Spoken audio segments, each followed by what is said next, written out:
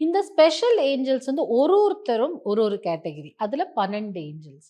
இந்த 12 ஏஞ்சல்ஸ்ல 10 ஏஞ்சலுக்கு ஒரு நாள் இருக்கு. அந்த நாள் பேஸ் பண்ணி தான் கூப்பிடணும் இவங்களை உதவிக்குன்னு அவசியம் இல்லை. இப்ப நான் சொல்லக்கூடிய ஏஞ்சல் ஆலியா.